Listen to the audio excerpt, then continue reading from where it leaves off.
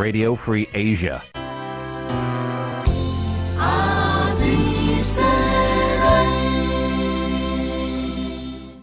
នៅខេត្តឃ្លាំងនៃទឹកដីកម្ពុជាក្រោមឯនោះវិញពលរដ្ឋខ្មែរនៅទីនោះក៏បានប្រារព្ធពិធីបុណ្យអុំទូកអកអំបុកសំពះព្រះខែរយៈពេល2ថ្ងៃគឺធ្វើនៅថ្ងៃទី16ខែវិច្ឆិកានេះនិងដល់ថ្ងៃស្អែកថ្ងៃទី17ខែវិច្ឆិកា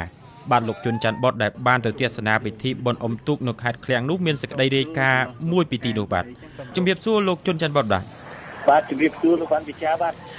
លោកច័ន្ទបុតទៅដល់ខេត្តឃ្លាំងនេះមានការទទួលយ៉ាងណាខ្លះពីសំណាក់បងប្អូននៅទីនោះបាទប្រជាពលរដ្ឋខ្មែរពីស្រុកដែលនៅក្បែរនឹងខេត្តក្បែរនឹងមានខេត្តលង្ហោខេត្តទឹកខ្មៅខេត្តឃ្លាំងគុលលាវខេត្តព្រះសីហនុជាដើមនឹងនាំគ្នាយកទូកមកដើម្បីប៉ុណ្ណឹងប្រជែងគ្នា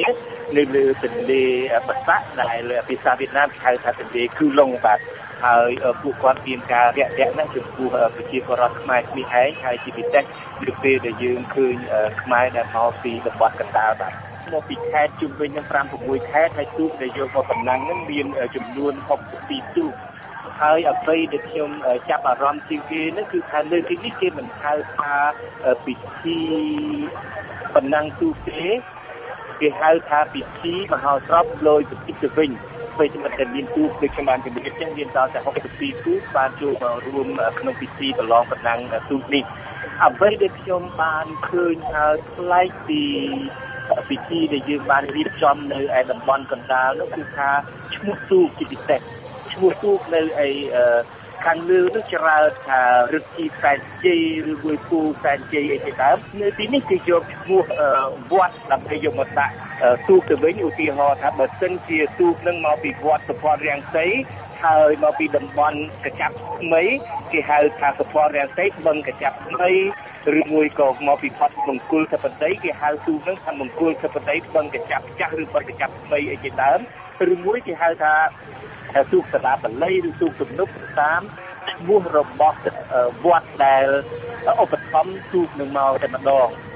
ចំពោះពេលនេះវាយកដល់ទៅហើយ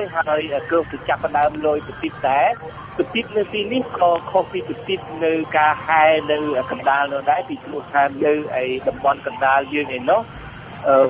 ប្រទីបតែតែតំណាងសមិទ្ធផលនៃក្រសួងនានាមានប្រទីបរបស់ក្រសួងកសិកម្មប្រទីបរបស់ក្រសួងការបរទេសអីជាដើមនៅទីនេះក៏មិនខុសពីទូកដែរប្រទីបគឺតំណាងឲ្យវត្តនីមួយៗទៅវិញគឺគេរៀបចំជារបៀបរូបវត្តមានភ្លើងព្រោងព្រាតហើយមានដាក់រូបព្រះនៅកណ្ដាលអីចឹងទៅក៏ប៉ុន្តែគេមិនភ្លេចទេគឺនៅមុខទូកនីមួយៗតែងតែមានលម្អដោយរូបលោកប្រធានហូជីមិញដែលជាអ្នកដឹកនាំអតីតអ្នកដឹកនាំនៃប្រទេសវៀតណាមនេះបាទនៅក្បែរខ្ញុំនេះគឺមានលោកម្នាក់គឺឈ្មោះលោកសើកយើងខ្ញុំនឹងជម្រាបសួរគាត់ថាតើហេតុអីបានជាប្រទីបនីមួយបានតាំងរូបលោកហូជីមិញយ៉ាងបាទសូមជឿបាទអញ្ចឹងបាទពេលថារឿងថាអង្គប្រតិបមួយគឺថាមានការដែលលោកអ៊ំកាត់បានដែលជួយស្រោចស្រង់នៅសណ្ដោះសណ្ដាននៅគឺថានៅពុទ្ធបរិស័ទរួមបានចូលមកបានដែលកកបានរស់រៀងមានជីវិតដែលមានជីវិតដ៏ថ្លៃថ្លាក្នុងឱកាសនេះហើយយើងខ្ញុំបាទនៅជាគណៈកម្មការអង្គប្រតិបនីមួយដើម្បីថារំលឹកនឹកគុណដល់លោកអ៊ំបានដល់សេចក្តីសុខបានមកដល់ផ្ដល់ជីវិតយើងខ្ញុំបានរស់នៅថងហើយនឹងសូមអរគុណអញ្ចឹងមិនមែនមានន័យថាគេតម្រូវឲ្យត្រូវតែតាំងរូបលោកហូជីមិញទេបាទណាទៅត្រាថាតាំងនៅរូបលោកអ៊ំទេគេပြောថាយើងខ្ញុំបាទមានការគេដំណើរនៅលោកអ៊ំបាននៅសល់គេដំណើរទុកឲ្យប្រទេសសន្តិភាពយើងខ្ញុំបាននឹងរំលឹកគុណអ៊ំតែប៉ុណ្ណោះអ្វីដែលធ្វើនៅទីនេះគឺថាមានភាពអកធិកសម្បើមណាស់ពីព្រោះក្រៅតែពីការមានការលយប្រទីបហើយនឹងការបណ្ណាំងទូកនេះជាដើមគឺមានពិធីដទៃទៀតឧទាហរណ៍ថាជាពិធីបង្ហាញម៉ូដសម្លៀកបំពាក់រវាង3ជនជាតិដែលជនជាតិខ្មែរជនជាតិវៀតណាមជនជាតិចិនមានការប្រឡងឆាយ៉ាំមានការសម្ដែងពីគេល្ខោនបាសាក់មានការតាំងពិព័រណ៍សម្លៀកបំពាក់និងវត្ថុខ្មែរអីជាដើមហើយក្រៅពីនឹងទៀតគេនៅមានលេងល្បែងដទៃទៀតដែលយើងកម្រឃើញលេងនៅក្នុងសេរីពិធីបុណ្យអុំទូកហ្នឹងដូចជាមានល្បែងវាឆ្នាំងទាញព្រាត់អីជាដើមហើយក្រៅពីនោះក៏គេមានការប្រឡងធ្វើម្ហូបខ្មែរដែរបាទ